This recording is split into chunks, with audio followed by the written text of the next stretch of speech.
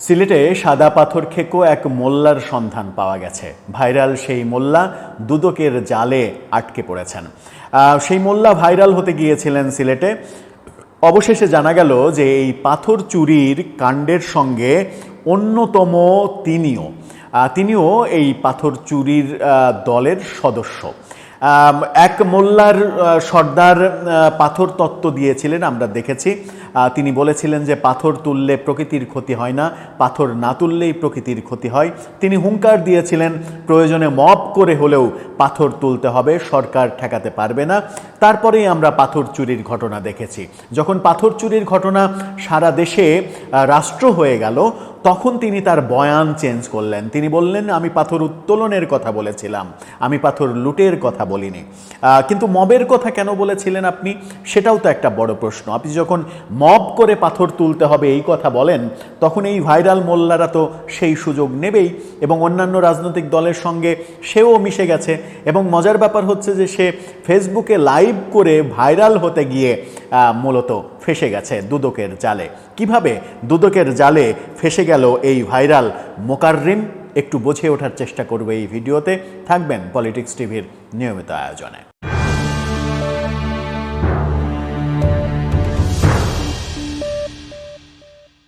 দর্শক, বলছিলাম ভাইরাল মোল্লার কথা। ভাইরাল মোল্লা মোকাররিম নামটাও বেশ মজার। তিনি দুদকের জালে আটকা পড়ে গেছেন। গণমাধ্যম যেটা বলছে তার শিরোনামটা আপনারা দেখে নিতে পারেন। গণমাধ্যম বলছে, সাদা পাথর কাণ্ডে ফেসে গেলেন ভাইরাল মোকাররিম। তার ছবিটা একটু আলাদা করে দেখে নিতে পারেন আপনারা। কি নুরানি চেহারা, কি অসাধারণ চেহারা। চেহারাটা দেখলে কি আপনি কল্পনা করতে পারেন যে কোনো ধরনের কোনো অপকর্মের সঙ্গে তিনি জড়িত? তারপরে দুদকের সঙ্গে তিনি কথা বলছেন, নিজেকে একেবারে সহি মুফতি হিসেবে জাহির করার চেষ্টা করছেন, কিন্তু দুদকের জালে তিনি ফেসে গেছেন। বলা হচ্ছে, সিলেটের সাদা পাথর লুটপাট নিয়ে ফেসবুক লাইভে একাধিকবার সাংবাদিকদের নিয়ে কটূক্তি করেছেন, পাথর লুট হয়নি দাবি করেছেন। ভাইরাল হওয়া মোকাররিম আহমেদের নামে এবার দুর্নীতি দমন কমিশনের করা লুটপাটকারীর তালিকায় তার নাম যুক্ত হয়েছে, তার নাম যুক্ত করে ফেলেছে দুদক। এই ঘটনায় সামাজিক যোগাযোগ মাধ্যমে চাঞ্চল্যের সৃষ্টি হয়েছে, হওয়ারই কথা। মোকাররিম ভোলাগঞ্জ এলাকার বাসিন্দা। তিনি কোম্পানীগঞ্জ উপজেলা ছাত্র জমিয়তের সাংগঠনিক সম্পাদক এবং জামিয়া ইসলামিয়া হুসাইনিয়া নয়া সড়ক মাদ্রাসার শিক্ষক। তিনি আবার মাদ্রাসার শিক্ষকও। তাছাড়া তিনি নিজেকে বিভিন্ন সামাজিক রাজনৈতিক সংগঠনের সঙ্গেও সম্পৃক্ত বলে দাবি করেন। একজন মাদ্রাসার শিক্ষক ফেসবুকে লাইভ করে মিথ্যা কথা বলছেন যে এখান থেকে পাথর লুট হয়নি। মাদ্রাসায় কি তার ছাত্রদের সেই শিক্ষাই দেন যে এভাবে মিথ্যা কথা বলতে হবে সত্যের মতো করে?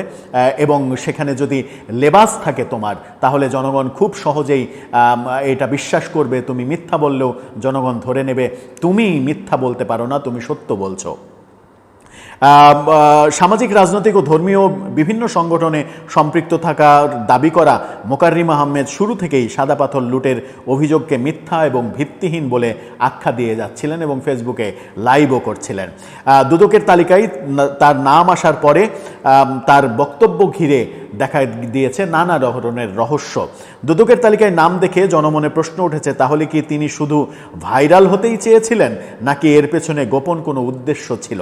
এ বিষয়ে মোকাররিমের সঙ্গে যোগাযোগ করা হলে তিনি জানিয়েছেন, দুদকের তালিকায় আমার নাম দেখে আমি হতবাক হয়েছে।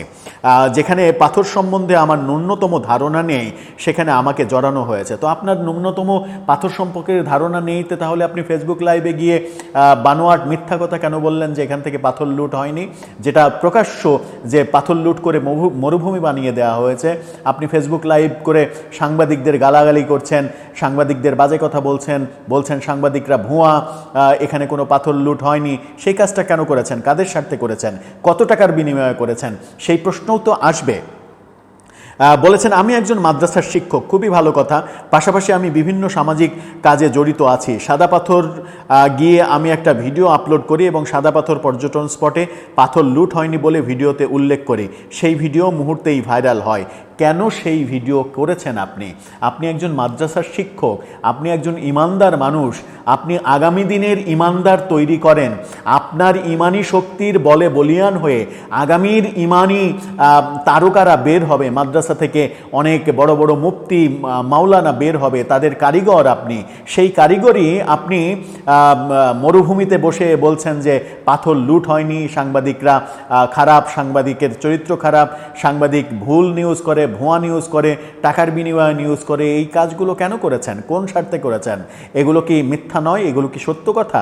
আর লেবাস ধরে, এই যে নুরানি চেহারা নিয়ে, লেবাস নিয়ে আপনি যে মিথ্যা কথাগুলো সত্যের মতো করে বললেন, মানুষকে বিভ্রান্ত করার চেষ্টা করলেন, তার পেছনে কি কোনো স্বার্থ নেই এটা বিশ্বাস করতে বলেন মানুষকে?